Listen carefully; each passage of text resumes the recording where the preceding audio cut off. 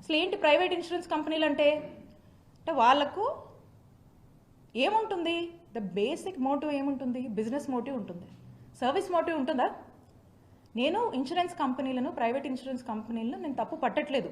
But వెరాజ్ ఈ సిచ్యువేషన్కి వచ్చినప్పుడు నేను ఏమడుగుతున్నానంటే, ఆరోగ్యశ్రీ ట్రస్ట్ది service motive, out of pocket expenditure లేకుండా ప్రజలకు ఉచితంగా నాణ్యమైన వైద్య సేవలు అందించడం ఆరోగ్యశ్రీ ట్రస్ట్ యొక్క బాధ్యత, ప్రభుత్వంగా అదే మన యొక్క బాధ్యత.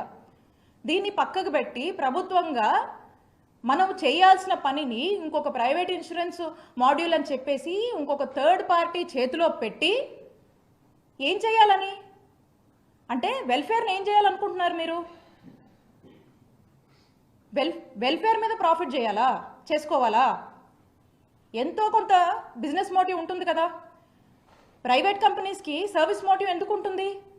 ప్రజలు ఇప్పుడు ఈ ప్రైవేట్ ఇన్సూరెన్స్ కంపెనీకి సంబంధించి మనం చూస్తే వీళ్ళకు ఓన్లీ ఒక సెట్ ఆఫ్ హాస్పిటల్స్తో టైఅప్ ఉంటుంది.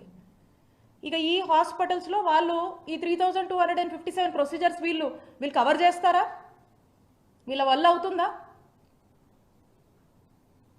ఎన్ని ప్రొసీజర్స్ కవర్ చేస్తారు వీళ్ళు? ఎన్ని హాస్పిటల్స్ చూస్తాయి?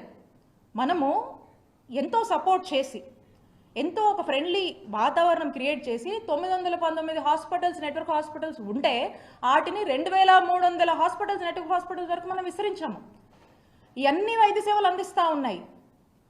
మరి మీరు ఎన్ని హాస్పిటల్స్కి ఇది వర్తిస్తుంది? ఎన్ని ప్రొసీజర్స్కి ఇది వర్తిస్తుంది? రేపు పేదవాడికి ఏదైనా అనారోగ్య పరిస్థితికి వస్తే అసలు మీరు ఇంక్లూడ్ చేస్తున్నటువంటి హాస్పిటల్స్ ఏవి, ఎక్కడికి వెళ్ళాలి? కనీసం ఇందులో సగమైనా చూస్తారా? ప్రైవేట్ హాస్పిటల్స్ ఎందుకు చూస్తాయి? ప్రైవేట్ ఇన్సూరెన్స్ కంపెనీస్ ఎందుకు ఆలోచిస్తాయన్న అలాగా ఆలోచించవు కదా. వాళ్ళు ఎంతసేపు కూడా ఇప్పుడు ఈ రోజున పరిస్థితి ఏంటంటే, రాష్ట్రంలో ఒక పేదవాడికి ఏదైనా అనారోగ్య సమస్య వస్తే వాళ్ళు హాస్పిటల్కి వెళ్తే కనుక ఫస్ట్ అతను అక్కడ ఆ హాస్పిటల్లో చూస్తారో లేదో తెలీదు. ఈ పర్టికులర్ వాళ్ళకి ఏదైతే అనారోగ్య పరిస్థితి ఉందో ఆ యొక్క డిజీజ్ కవరేజ్ అక్కడ ఉంటుందో లేదో కూడా మనకు తెలియదు. తర్వాత అతను అక్కడే ఆ పర్టికులర్ హాస్పిటల్లో అతను చూపించుకోవడానికి ఎలిజిబుల్ అవుతాడో లేదో కూడా మనకు తెలియదు కదా. ఎందుకంటే ఈ ప్రైవేట్ ఇన్సూరెన్స్ కంపెనీస్ వచ్చేసరికి ఏం చేస్తాయి, అనేక రకాల క్రైటీరియా 100 పేపర్లు ఉంటాయి. ఈ క్రైటీరియా, ఆ క్రైటీరియా, మీరు ఇందులో ఫిట్ అవుతారు, ఫిట్ అవ్వరు, ఇది అది అని చెప్పేసి ఒక ఎంబరాస్మెంట్కి, ఒక కన్ఫ్యూజన్కి, ఒక ఆందోళనకి రాష్ట్ర ప్రజల్ని గురి చేసేటువంటి పరిస్థితులే మనకు కనపడతా ఉన్నాయి.